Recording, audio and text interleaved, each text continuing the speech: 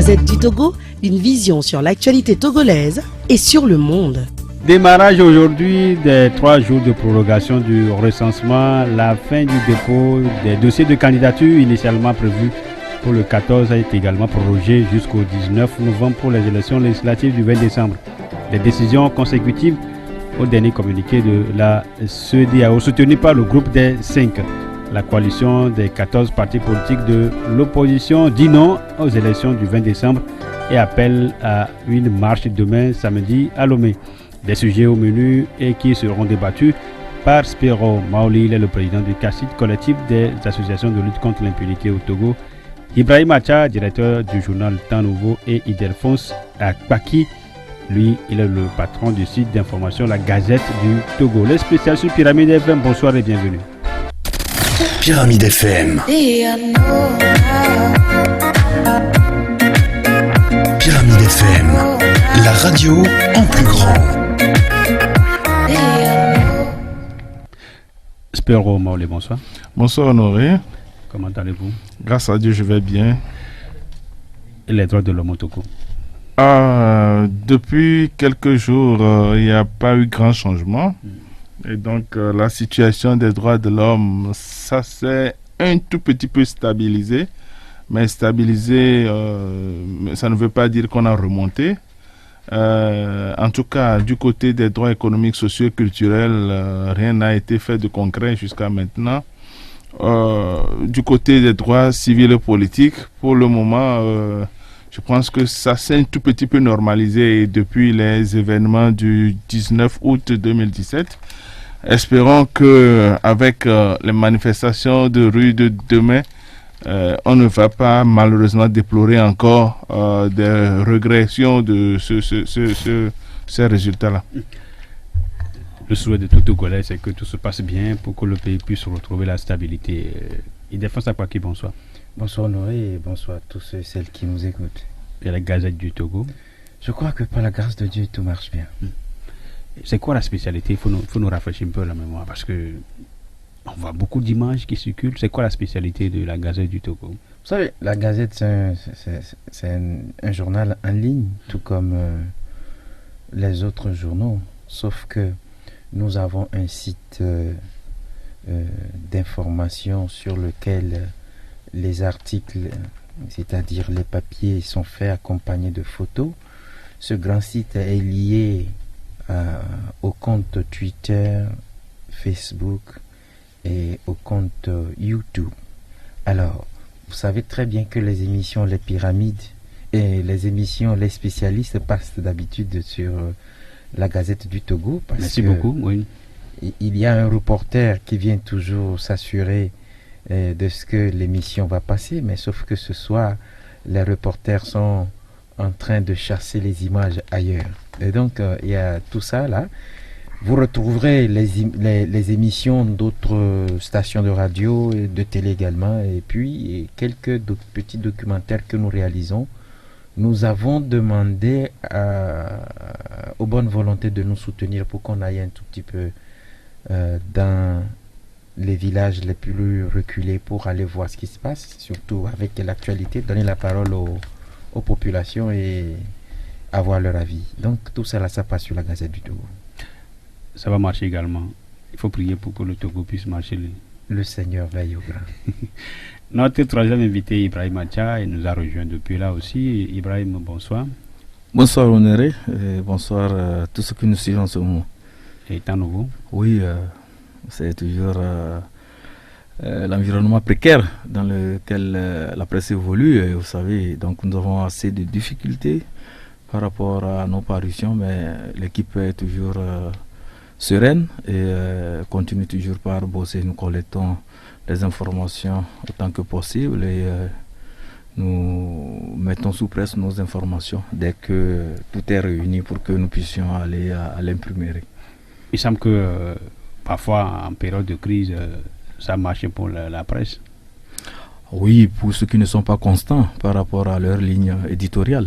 Donc c'est des gens qui sont versatiles, qui peuvent profiter des situations pour pouvoir peut-être se faire des sous. Sinon ceux qui sont constants, ils sont toujours guidé par l'objectivité, le professionnalisme. Il ne peut pas sauter sur des occasions et profiter de cela et se faire des sous. Ça, c'est peut-être une certaine presse qui peut tirer profit de l'agitation quand on le remarque sur la scène politique nationale.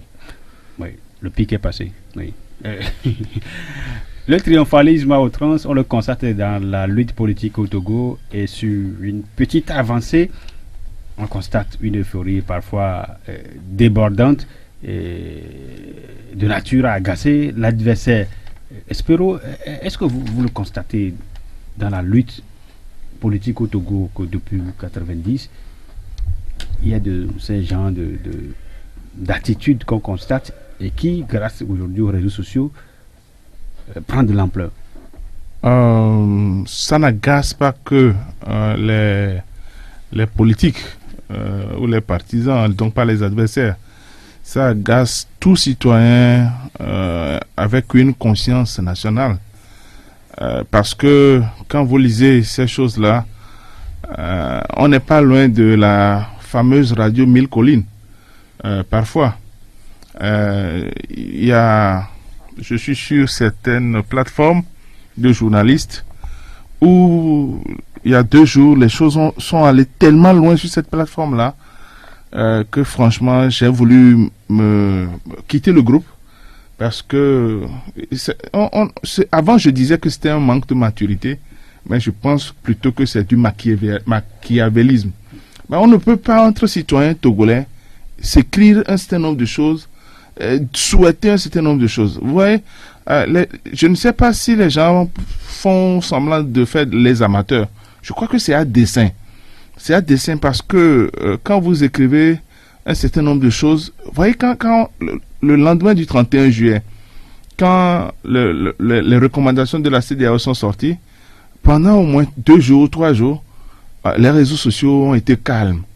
Et les gens ont écrit de bonnes choses. Tout le monde était dans l'attente de voir comment les leaders allaient réagir. Donc c'est pour dire que finalement, je crois que quand les politiques, les vrais, les leaders politiques sortent leurs arguments, j'ai l'impression qu'ils recommandent à certains jeunes partisans de semer le désordre pour blesser les autres. Malheureusement, ce n'est pas les autres qui blessent, mais c'est les paisibles populations. Et notamment nous, les gens de la société civile, qui sont blessés quand on lit un certain nombre de choses. On va partir d'exemples beaucoup plus concrets. Exemple beaucoup plus concret. Vous voyez, actuellement, on est en train de dire qu'il y aura une marche demain. Et quelqu'un écrit déjà sur une plateforme que dans tous les cas, s'ils veulent déborder, les militaires sont là pour leur montrer comment on se comporte. Et puis on envoie une autre image où on dit qu'un ministre a dit que marche, oui, mais ça ne doit pas bloquer le pays. Et puis juste après, on envoie l'image du président de la République en disant c'est l'homme de la situation, etc. Voilà des images qui, au lieu d'apaiser, choquent plutôt et amènent les autres à vouloir démontrer le contraire. Je pense que le seul message dans les 3 là qui soit relativement acceptable, c'est simplement celui qui dit qu'il ne faut pas bloquer le pays.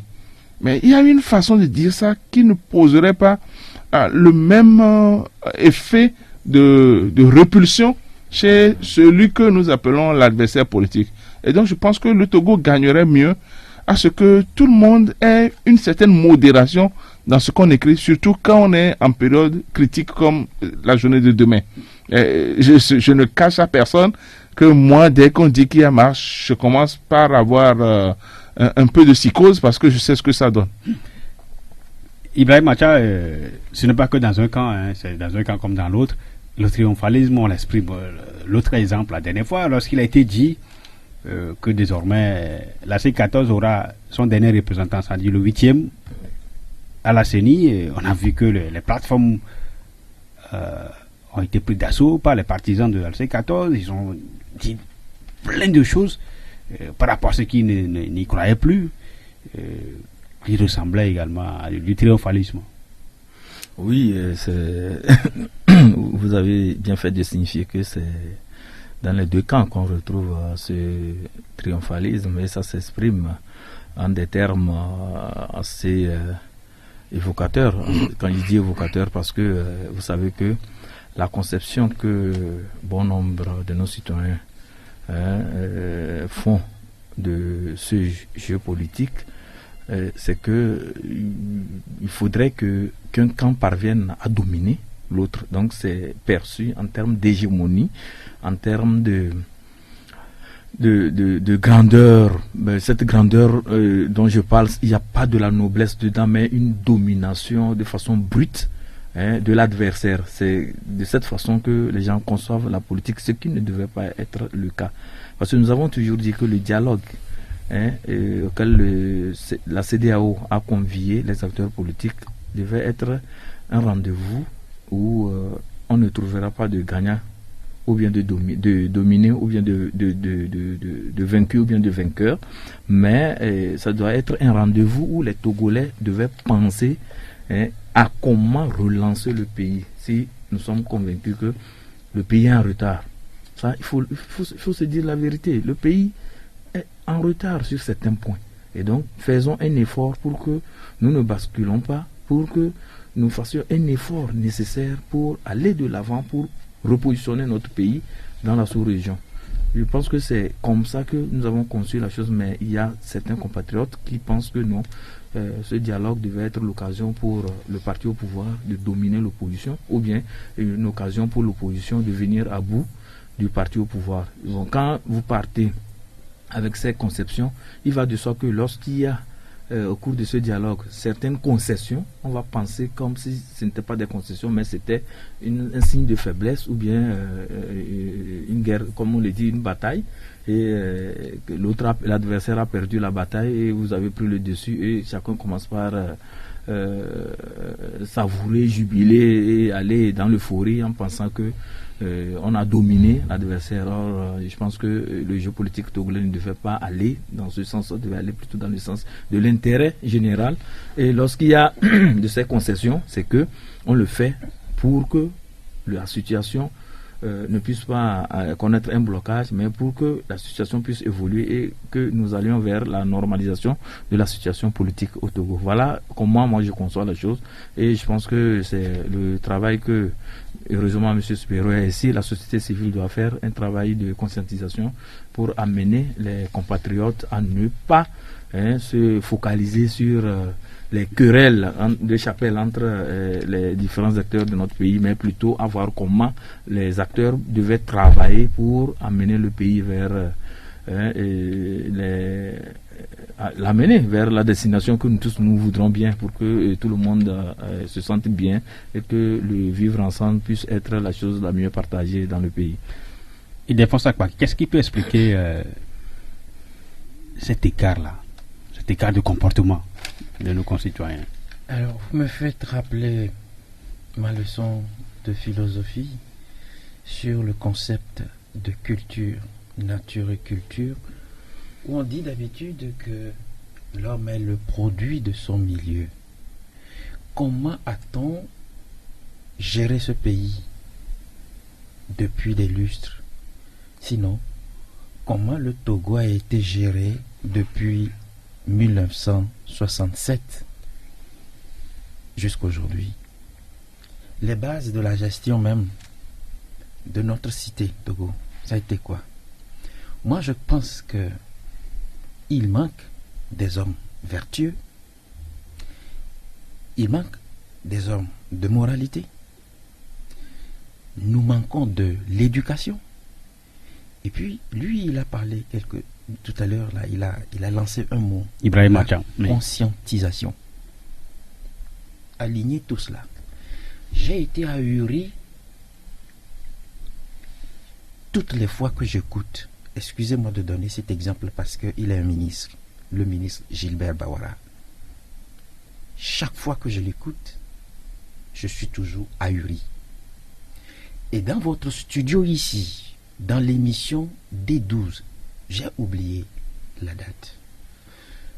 L'homme vertueux, l'homme de bonne moralité, et là j'assume toute responsabilité de ce que je vais dire, c'est cet homme-là qui, avant de parler ou bien d'écrire sur l'autre, doit savoir retourner sa langue, bien réfléchir.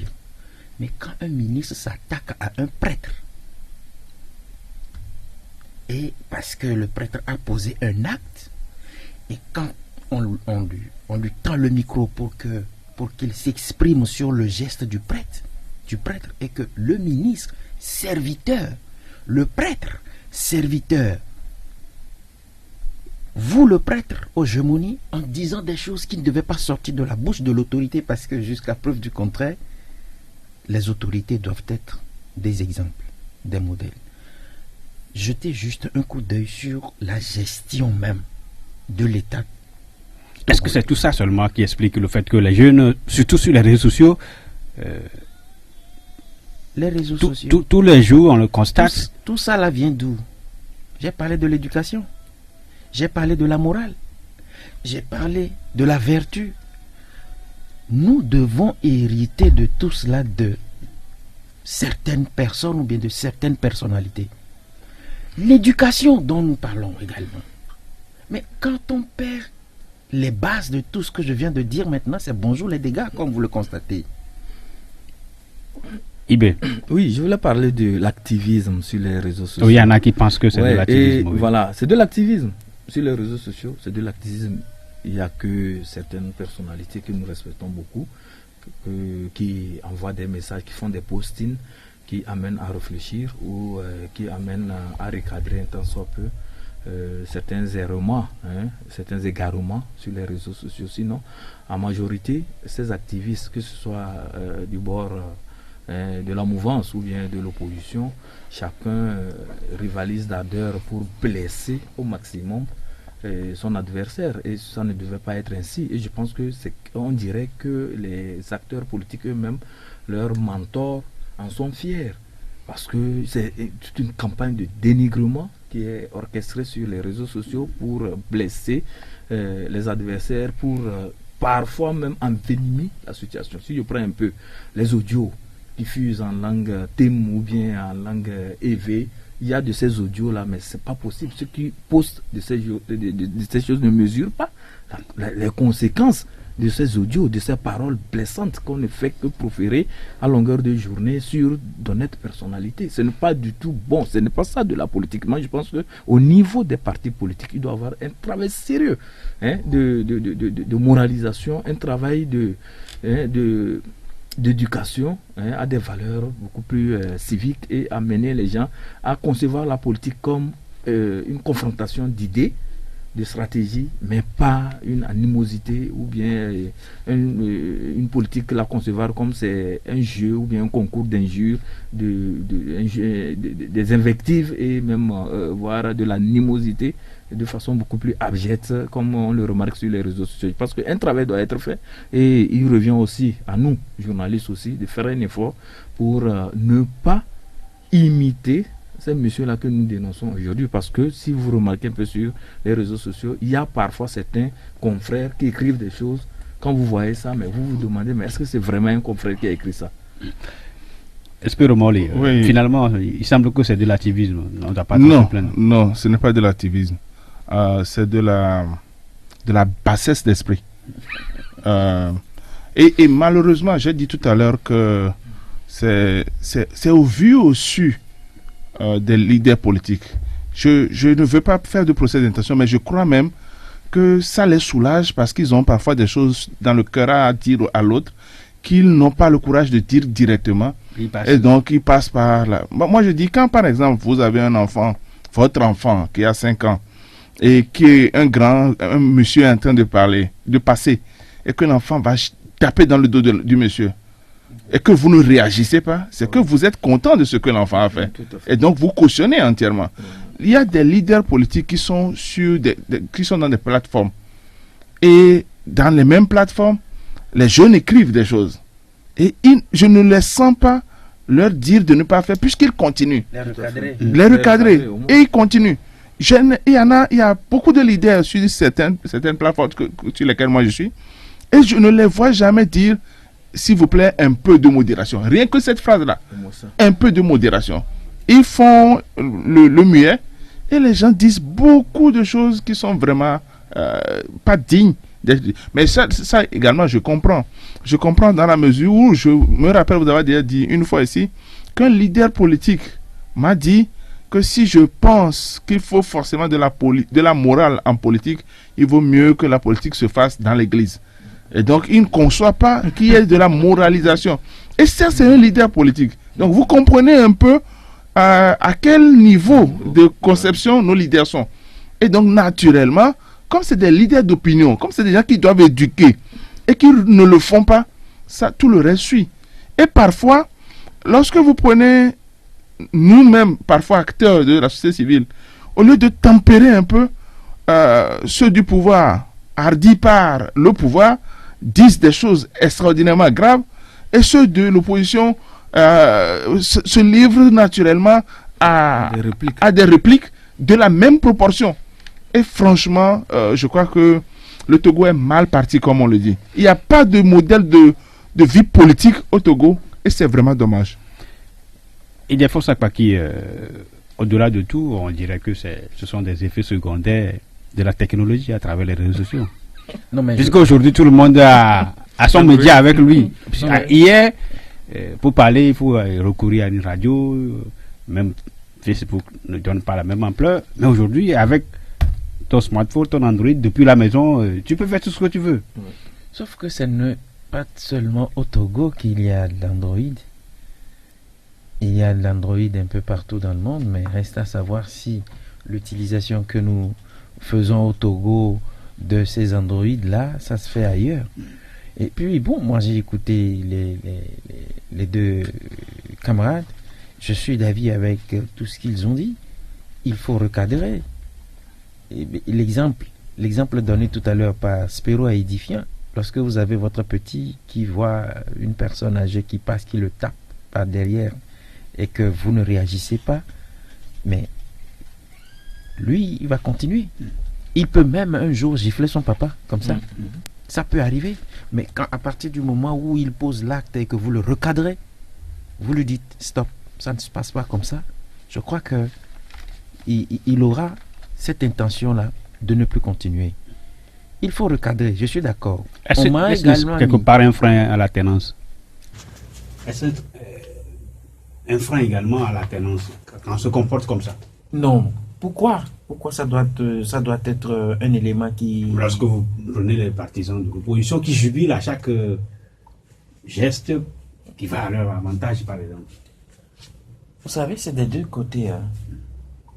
On m'a mis aussi dans plein de groupes. Moi, je ne réagis jamais. Je lis.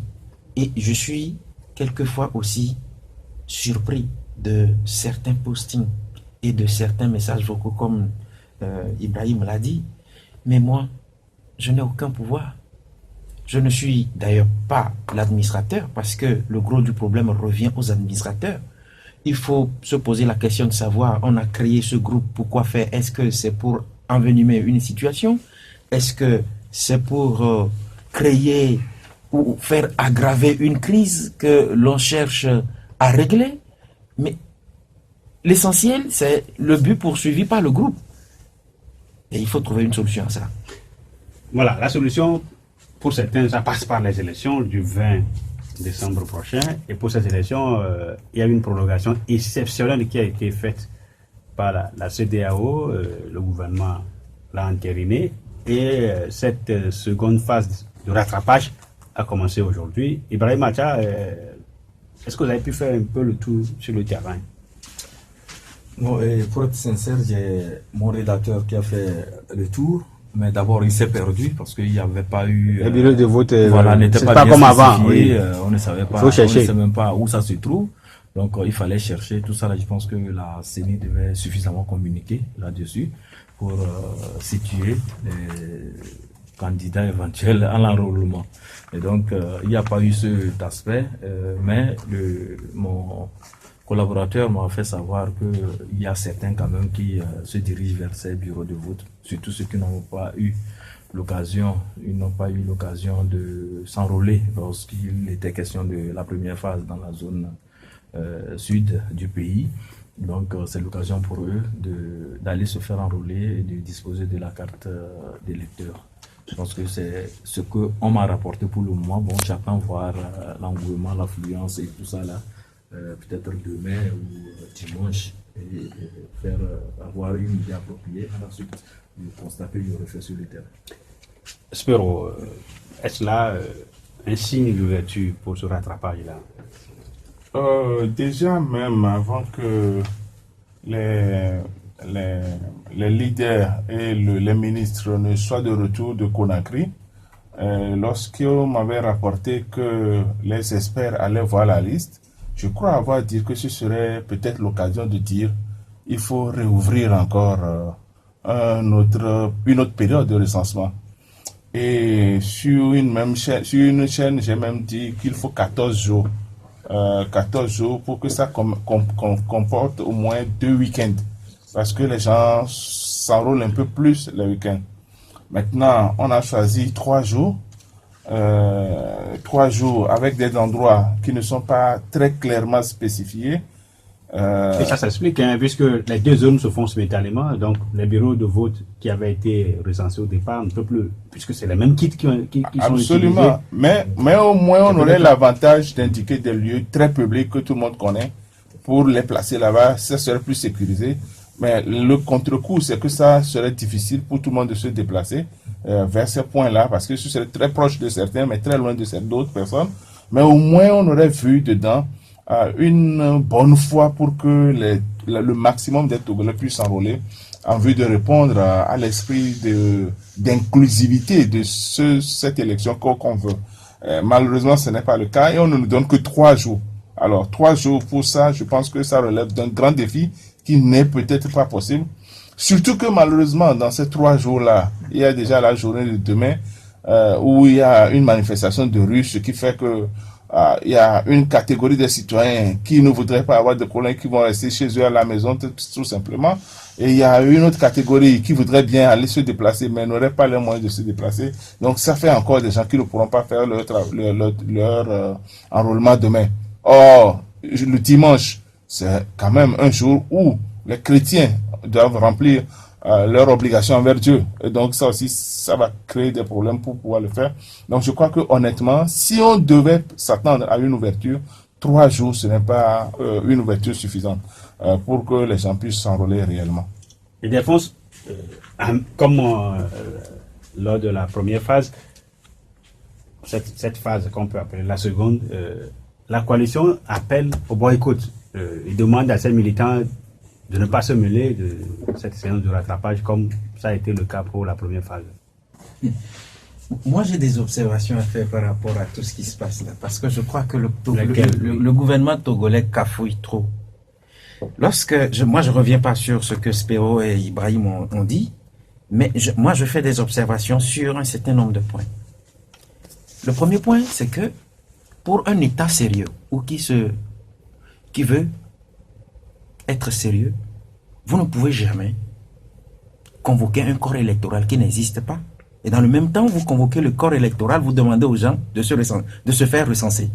Ça n'a pas de sens. Vous pensez que ça a un sens?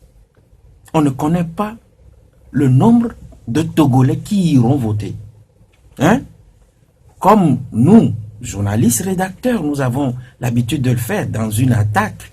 5 millions de Togolais, 4 millions de Togolais, 3 millions de Togolais sont appelés à aller voter. Est-ce que vous avez un chiffre là? Ça va venir.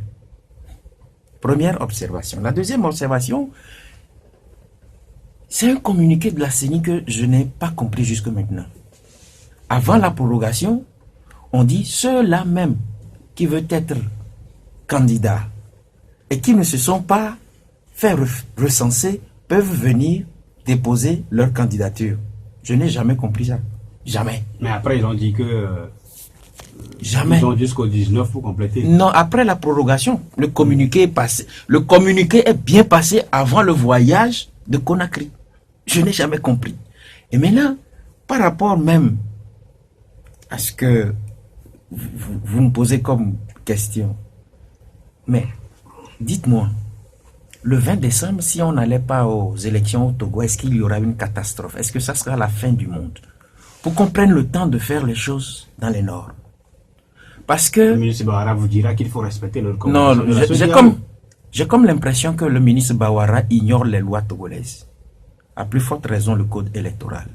Lorsque je prends l'article 12 du code électoral du Togo, vous serez surpris que cet article-là demande à ce qu'on soit 17 membres à la CENI. Est-ce que nous avons 17 membres à la CENI?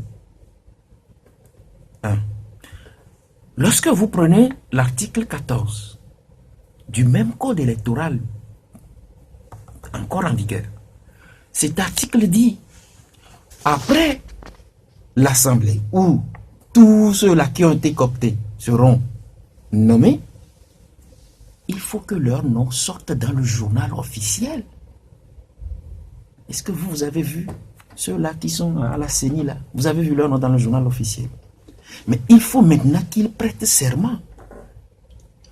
Mais bien avant, l'article 19, quand vous le prenez, demande à ce que, au regard du droit institutionnel, à partir du moment où on a demandé de faire 8-8, ça veut dire que la CENI qui existait, sur un plan purement juridique, n'avait plus sa raison d'être. Il faut refaire les choses. Si tant est que on a accepté, à travers le relevé de conclusion du comité de suivi, que les deux parties se sont félicitées des propositions.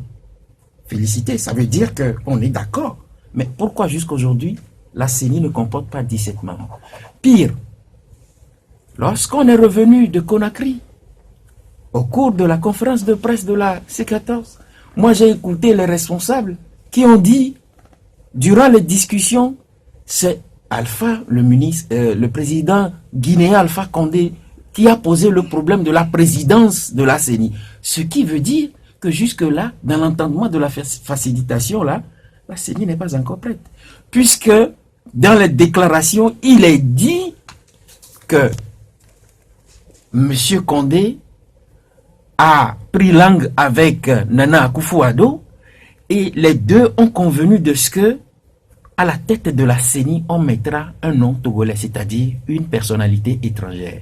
Jusqu'aujourd'hui, lorsque vous prenez le code électoral, vous prenez la feuille de route, vous prenez le relevé de conclusion, vous comprendrez. C'est la même CEDEAO qui a sorti le communiqué. Je crois. Non, je crois. Et ça, j'assume les responsabilités. Je crois que quelque part au niveau de la CEDEAO, j'ai comme l'impression que ça cafouille un tout petit peu. Parce que quand on dit... L'État cafouille, l'État togolais cafouille, la CEDEAO cafouille. Non. Et le groupe des 5 également cafouille. Parce que ce qui est écrit noir sur blanc, 8-8, est-ce que c'est ce que nous avons? Est-ce que c'est ça que nous avons? Dites-moi. La coalition a refusé que ses membres aillent prêter. Non, mais non, la coalition a refusé. Au regard du code électoral, c'est ce que nous avons maintenant? On va avancer. Non, n'avançons pas, mais ce sont les lois qui fondent un État. Je prends le code électoral parce que nous parlons des élections. Est-ce que nous avons respecté à la lettre le code électoral? C'est tout. Non, il faut repréciser les choses. Il faut dire que nous sommes dans un contexte où les lois de la République sont certes en vigueur, mais il y a quand même cette prédominance des décisions de la CEDEAO. Étant entendu que les Togolais sont décidés de se mettre sous le jour où bien, si vous voulez que ce soit un peu plus doux, se sont mis sous la tutelle de la CEDEAO et que c'est la CEDEAO qui décide dorénavant de tout ce que nous devons faire dans le pays. Et le relevé de conclusion à la suite de la rencontre de Conakry me disent que la CEDEAO a, d'une manière ou d'une autre, avalisé le travail qui a été fait par la CENI jusqu'à ce jour. En violant le problème. La CEDEAO a pris acte de ce qui a été fait comme recensement. Parce que la CEDEAO demande une prorogation et non une reprise totale du recensement. C'est là où ça devient un peu intéressant et ça doit amener tous les acteurs à comprendre que jusque-là, la CENI, dont nous contestons la légalité, à l'interne... La légalité, la légitimité. La légalité, moi je parle de la légalité pour le moment, de la légalité à l'interne, et cette même CENI que la CEDEAO semble aduler.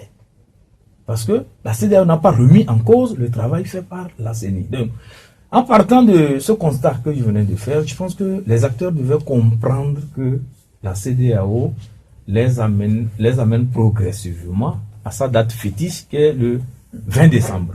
Mais là où le problème devient encore plus difficile, c'est que quand vous lisez les feuilles de route de la CEDEAO, ce qui est sorti le 31 juillet dernier, c'est qu'il n'y a pas, à proprement parler, un timing par rapport à certaines recommandations, sauf l'élection, où on a dit le 20 décembre. Mais par rapport... Le chronogramme complet n'existe pas. Voilà, il n'y a pas le chronogramme complet, et ça fait que ça a donné libre cours à chacun. Au gouvernement qui doit exécuter. Non, pas forcément au gouvernement, même à la C14. Même à la C14. Vous comprenez? Donc, dans ce méli-mélo, moi, je pense que il revient maintenant à la CEDEAO de repréciser les choses et de voir dans quelle mesure on peut aller par rapport à un chronogramme. Et là, on verra clairement ceux qui n'auraient pas respecté le chronogramme comme il se doit. Et en d'autres termes aussi, il faudrait qu'au niveau de la CEDEAO, qu'on adopte une démarche assez unique, une démarche qui puisse ne pas amener les gens à ne pas se retrouver dans tout ce qui est décidé. Parce que quand vous lisez un peu les relevés de conclusion, tantôt on vous dit que ce que nous avons dit, c'est pas ça qui est contenu dans le relevé de conclusion. Et là, ça pose un sérieux problème. Donc la CEDEAO doit revoir sa façon de faire la médiation, ou bien nous parlons de la facilitation, de faire sa facilitation. Et lorsque les relevés de conclusion sortent, que ce ne soit pas sujet à des interprétations, que ce soit en termes clairs et concis. Et là, je pense que chacun en avisera de la bonne volonté de tous les acteurs. Aujourd'hui, la CEDEAO est très critiquée par la coalition de l'opposition Spero. Est-ce qu'on tend vers, par exemple, une nouvelle crispation, on va dire, de la situation? Puisque la CEDEAO semble, entre-temps, celle-là qui peut jouer le rôle je me permets de relever quand même une ou deux incohérences dans ce que Ibrahim vient de dire. La première, il dit que normalement... on a perdu, entre guillemets, une partie de notre souveraineté au profit de la CEDEAO pour régler le conflit. Peut-être. Mais si tel est le cas, ça voudrait dire alors que la CEDEAO se moque de nous. Parce que la CEDEAO même ne peut pas avoir écrit une élection inclusive, se rendre compte que les choses évoluent unilatéralement et dire que ça va. Et encore que la dernière rencontre avec la Guinée, je pense que c'est manquer de respect aux Togolais, puisqu'il n'y a pas eu un communiqué officiel signé qui a été rendu public pour nous. Et donc, on ne peut pas logiquement se focaliser sur leur réaction pour dire que bon, maintenant, les choses vont. Deuxième incohérence. Si vous permettez, non, ce n'est pas une réponse, mais juste un éclairage pour lui dire que dans certains états-majors, on nous apprend que le relevé de conclusion est bien arrivé et que ça vient de la CEDEAO. Ce n'est pas quelque chose qu'on a inventé comme ça. Juste, la coalition également dit qu'ils ont relevé le relevé, ils l'ont reçu plus tard. Oui, c'est-à-dire à partir de lundi. Ouais. Le gouvernement nous a habitués à des sorties médiatiques pour nous informer. Et dans cette situation-là, étant entendu que la société civile n'est pas partie à ce dialogue-là, qui est entre deux acteurs, deux protagonistes, et qu'une frange des partis politiques n'est pas partie à ce dialogue, il urge que le gouvernement rende compte à nous tous. Puisqu'on ne peut pas l'exiger de la C14, puisque nous ne sommes pas affiliés à la C14, mais nous sommes tous citoyens d'un Togo, le pouvoir avait l'obligation de rendre un communiqué à ces publics qui engage l'État par rapport au contenu de ce document qui va sortir là. Et deuxième élément, moi j'avais dit depuis, je crois le lendemain de ces recommandations-là, que c'est dommage qu'on ne voit pas dessus un chronogramme. Et que le problème c'est de savoir si le 20 décembre était une date rigoureuse ou c'était une date indicative. Et j'ai même relevé qu'il était important, à mon sens, qu'on ne laisse pas libre cours à la législature actuelle de continuer jusqu'à X temps. Et donc, on a donné une date indicative. On reconnaîtra qu'entre-temps, d'autres aussi ont utilisé l'expression date indicative. Et donc, je ne comprends pas pourquoi aujourd'hui, le gouvernement et la CENI unilatérale, ça il faut le reconnaître, se presse pour fixer, pour faire les préparatifs pour tenir dans le 20 décembre. Regardez, normalement, pour que je sois, par exemple, candidat, je dois être d'abord électeur. Oui. Et tout le monde n'a pas fini d'être électeur. On n'a pas consulté la fiche. Il n'y a pas eu une publication de liste pour nous dire, voilà ceux qui sont maintenant en règle. On commence par demander les candidatures. Alors, si on a 2 candidats qui déposent, et qu'après on se rend compte, et qu'on valide, et qu'on se rend compte que les gens ne sont même pas électeurs, on va le faire comment? Il a été demandé aux potentiels candidats, d'ailleurs, ils ont dit encore jusqu'au 19. Oui, ce n'est qu'après qu'on a repoussé. Oui. Mais maintenant, même en repoussant, on insiste toujours pour rester dans le délai du 20 décembre. Alors que si le processus électoral, qui est un processus extrêmement technique, pour lequel nous, on a depuis longtemps dit, laissez les politiques, mettez uniquement là-bas les techniciens. On verra que la date du 20 décembre n'est plus théoriquement possible. Mais on veut faire tout et tout pour maintenir la date du 20 décembre. On a constaté également que le groupe des 5 invite l'opposition à rejoindre le... Voilà, maintenant tu me permets de parler du groupe des 5. Le groupe des 5 est composé uniquement par les Européens.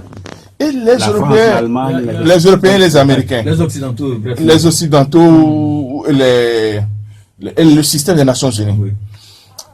Pour ces gens-là, l'élection est la seule voie pour faire une alternance dans un pays. Et donc, dans leur raisonnement, ils trouvent que nous devons aller aux élections. Mais la seule chose qu'ils ne semblent pas intégrer dans leur raisonnement, c'est que même en Europe, quand on vole les élections, le vol est minime par rapport à la réalité des résultats. Or, ici, il y a une classe qui dit que l'autre triche. Et donc, nous ne voulons plus aller aux élections pour qu'on triche. Quand ça commence comme ça, ça lance un cycle où il y aura des revendications, il y aura des morts d'hommes, etc.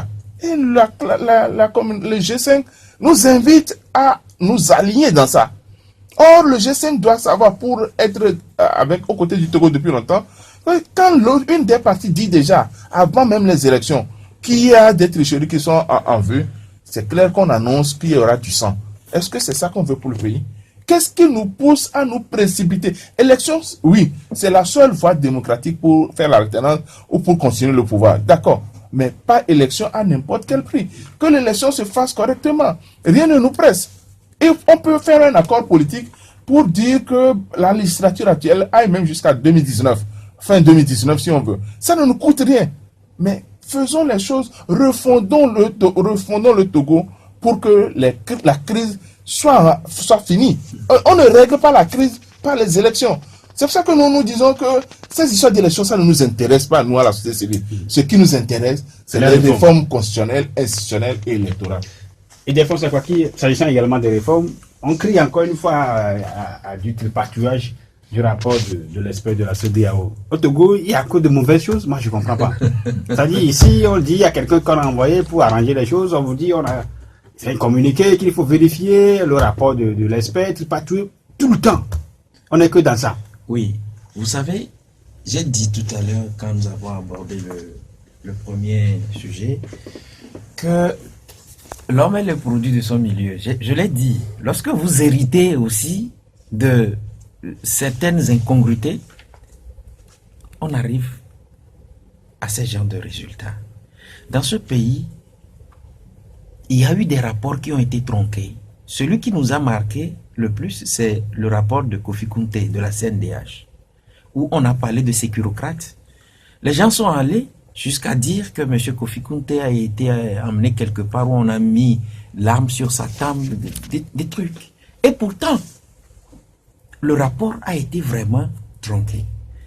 Au soir du communiqué qui a sanctionné le sommet des chefs d'État, il y a eu la même chose. On a tronqué le communiqué.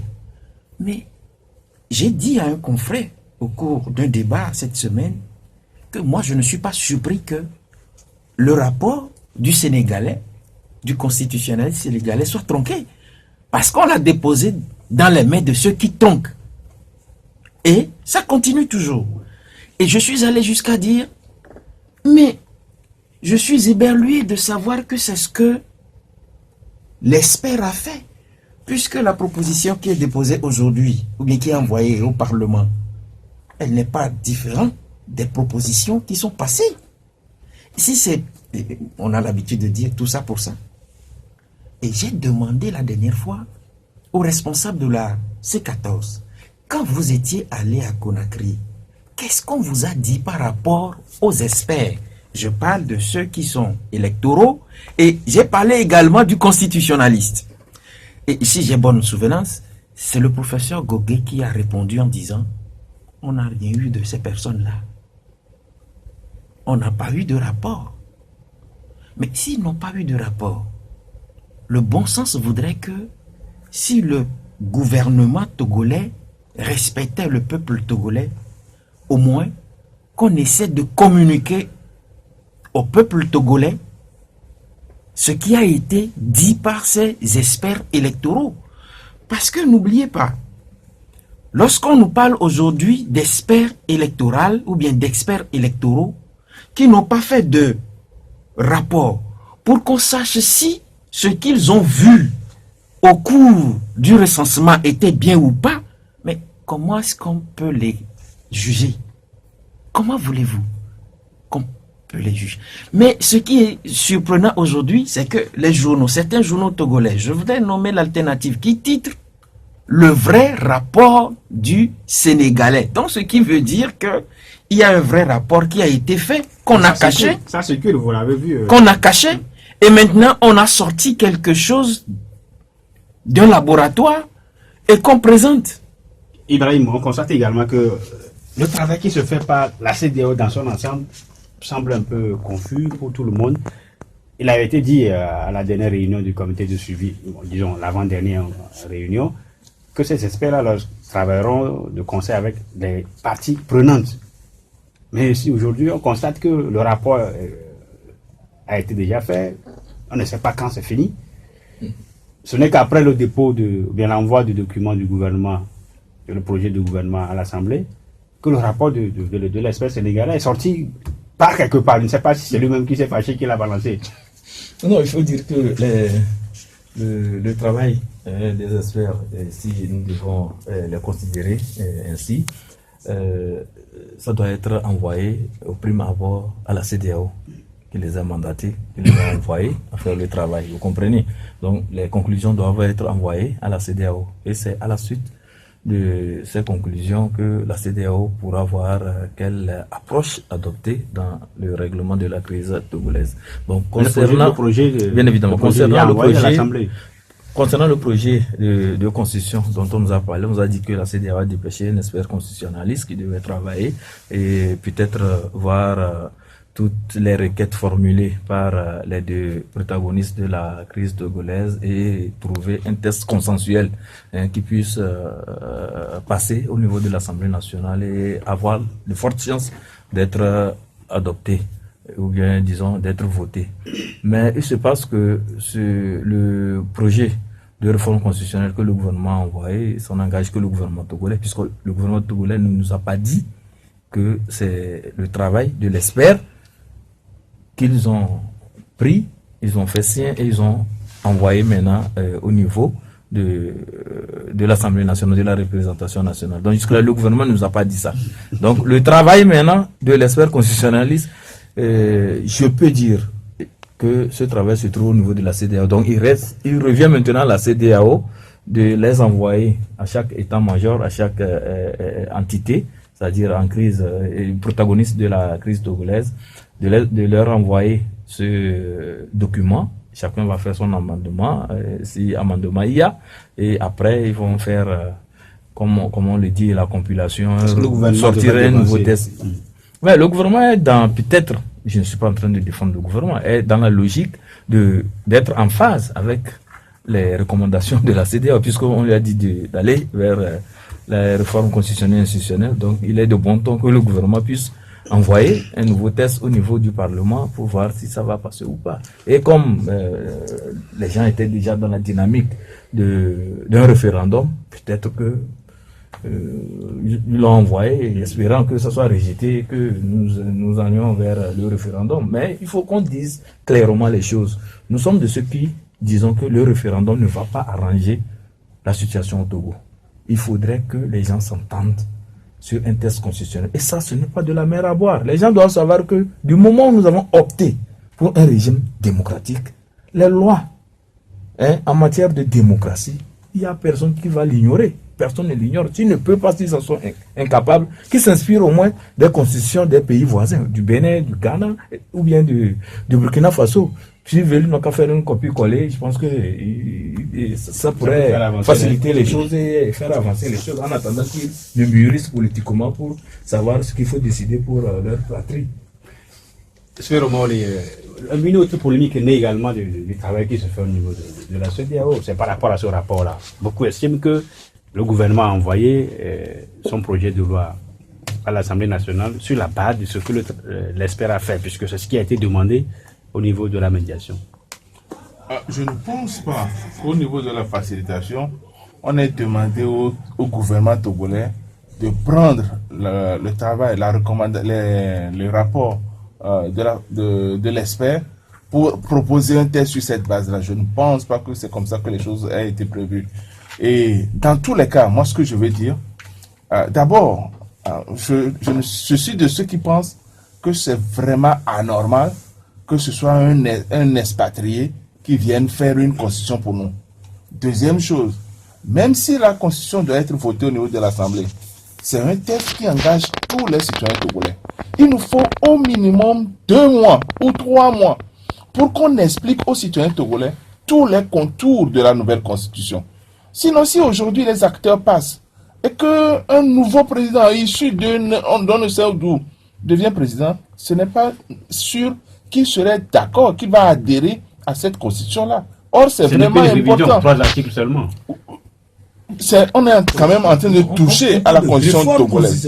Et donc, je suppose que forcément, il faut donner le temps au peuple togolais de comprendre le texte. Nous avons une population à majorité analphabète. Or, le texte constitutionnel n'est même pas compris par les alphabètes non juristes. Oui. Et donc, vous convenez avec moi qu'on ne peut pas se permettre, même aujourd'hui, nous sommes le 17 ou 18 novembre. Le 16 novembre. Le 16 novembre, à moins d'1 mois, informer cette population togolaise pour qu'elle comprenne les tenants et les aboutissants de la Constitution et même demander à ce qu'on aille au référendum ou que ça soit voté à l'Assemblée. Je ne suis même pas sûr que les députés même comprennent la Constitution. Et donc, je pense que tout est faux. Tout est faux dans cette histoire-là. Et il faudrait tout simplement revenir à la Constitution de 92, simplement, en ces termes initiaux. Et on refait les choses. Puis après, quand la crise sera dénouée, les Togolais pourront s'asseoir à une table et reproposer une constitution. Aujourd'hui, une constitution qui est bonne pour le Togo, c'est une constitution qui est axée sur le développement, avec des obligations de résultat des gouvernants. On ne trouve pas ça ni dans la constitution de 92, ni dans celle qui a été toilettée en 2002, en 2005, ou celle qui est en train d'être modifiée. Donc je crois que ça ne peut être qu'une étape intermédiaire. Alors si ça doit être une étape intermédiaire, revenons tout simplement à la constitution de 92 et avançons. C'est simple, mais difficile pour certains. Il défonce 40 secondes pour finir. Non mais, qu'est-ce qu'il faut encore dire? Nous avons beaucoup bavardé. Tout a été dit. Nous voulons que les gouvernants togolais et l'opposition togolaise comprennent que c'est l'intérêt national qui est en vogue. Demain, il y a manifestation dans le pays. Oui, mais quand ça ne va pas, je suis très malheureux lorsqu'on nous écrit noir sur blanc, la radio en plus grand, que quelqu'un vienne, oui. Voilà, que quelqu'un vienne me dire que là, c'est pas là, on a mis le là-bas. C'est comme ça, c'est ce qui se passe. Et ce qui se passe également au Togo, c'est comme, imagez, Ibrahim fait semblant de dormir ici. Vous pensez que je peux le réveiller? C'est ce qui se passe dans notre pays. Et bizarrement, la communauté internationale est complice. La CEDEAO, ou soit certains fonctionnaires de la CEDEAO en sont complices. C'est ce qui est grave. On va s'arrêter là. Il est François Akpaki, directeur du site d'information La Gazette du Togo. Ibrahim Acha, directeur du journal Temps Nouveau. et Spero Maoli, président du collectif des associations de lutte contre l'impunité au Togo, CACIT. Les spécialistes numéro 120, c'est bien terminé. Elle a été mise en onde par Romaric Freitas. Bon week-end chez vous, en compagnie de nos programmes. On se retrouve lundi à partir de 16h. La Gazette du Togo, une vision sur l'actualité togolaise et sur le monde. Rejoignez-nous sur le www.lagazettedutogo.com ou sur nos comptes Facebook, Twitter et YouTube. Pour tout contact, écrivez à contact@lagazettedutogo.com ou appelez le 92 80 88 53. La Gazette du Togo, c'est l'information en continu.